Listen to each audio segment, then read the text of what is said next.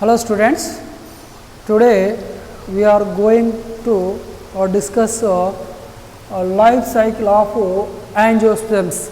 So last class some introduction and historical background of embryology and some importance of embryology. Today we are going to discuss life cycle of angiosperms. The life cycle of angiosperms, the life start from of angiospermic, the cell name is the sporophytic stage, sporophyte, diploid condition. In angiospermic plant body, the stage has sporophyte stage. In angiospermic plant body, the life cycle stages are important, two stages. One is the sporophytic stage, diploid condition, and second one is the gametophyte stage. These are haploid condition. These are two stages of important in life cycle of angiosperms. In vegetative plant body, showing of a sporophytic stage. The sporophytic stage, the plant body has different parts like a root and a stem and leaf and flower organs. These are the vegetative plant body as present of sporophytic plant stage. The sporophytic stage plant body, so can modified of these are parts, root and stem and leaf and floral organs. In this topic, the life cycle of angiosperms mainly the flower organs. In flower organs in plant body, the sexual organ of plant body, the sexual organ of in plant body, flowers. The flowers mainly formation of plant body. These are sporophytic plant body, dominant body and independent stage.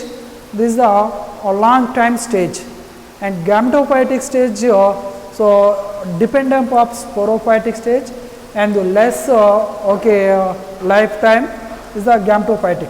So these are two stages are alternate of angiospermic plant body.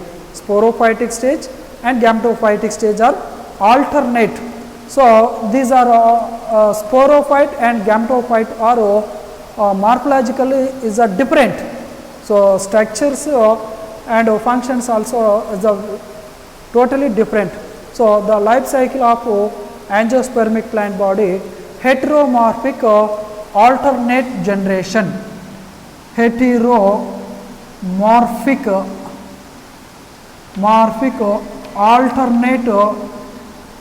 alternate generation. This is the life cycle. So today discuss the brief life cycle of angiospermic plant body. The angiospermic plant body as present sporophytic stage. The sporophytic stage are diploid condition. During sexual reproduction time, the sporophytic plant body flowering are present, flowers. These are sexual organ of angiospermic plant body, very important. The sexual organs of an angiospermic plant body name is the flowers. The flowers, in case the bisexual flower, the organ, the male sexual organ name is the stamens, and female sexual organ name is the carpels or pistil. The male and female, during the development and structure of stamen having of two main parts. One is the anther and filament. This is one is the anther. This is the carpel is the ovule. Ovules. The anthers formation of megaspore, microspore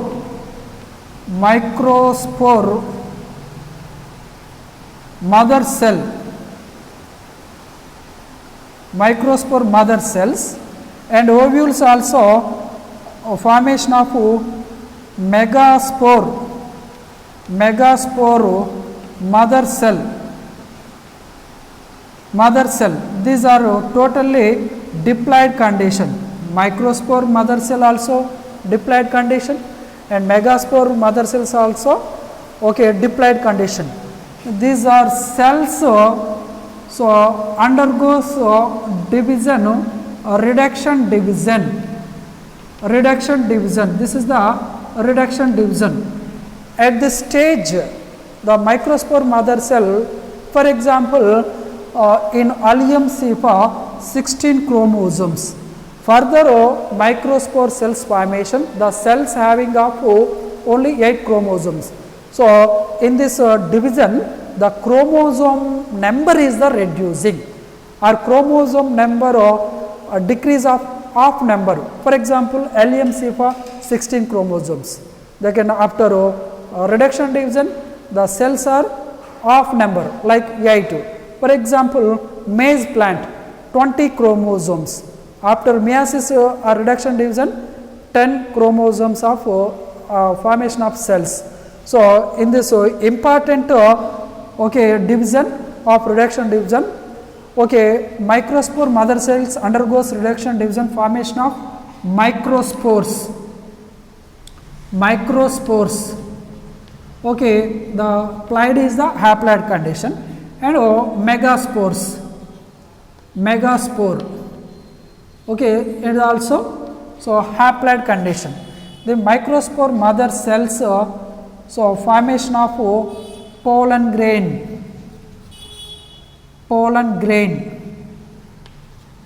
and also megaspores also formation of embryo sac. So this is the very important microsporogenesis and megasporogenesis. Formation of microspores pollen grain, megaspores are embryo sac. The pollen grain development, this is the male gametophyte development. The end of male gametophyte development, formation of 2 male gametes, very important, 2 male gametes. These are male gametes, this is the male gametes. 2 male gametes are formation. This is the haploid condition. And embryo sac development, so many types. That's monosporic embryo sac development, bisporic embryo sac development, tetrasporic embryo sac development. The end of female gametophyte development, formation of some important parts are formation. Micropylar side egg operators, and chalazal and antipodals, and between middle dinuclei, secondary nucleus are formation. In this embryo sac fertilization involvement, 2 important cells are important. One is the egg cell haploid condition, and second one is a PEN, primary endosperm nuclei, secondary nuclei.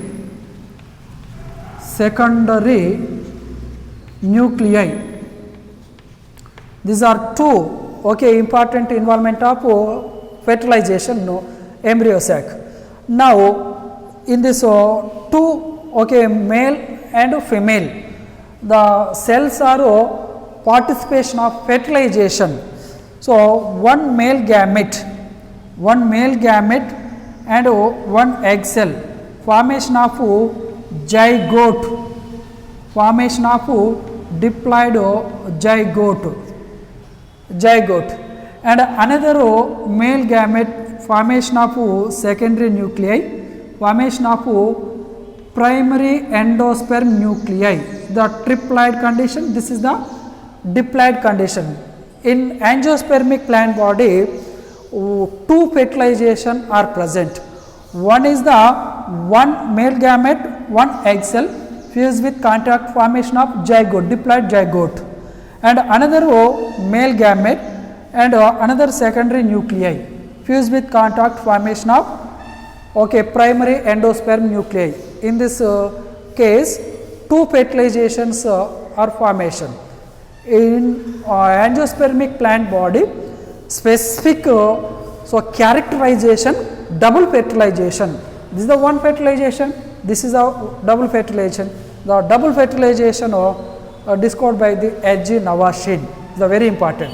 Next, the zygote free nuclear divisions. Free nuclear divisions, formation of embryo.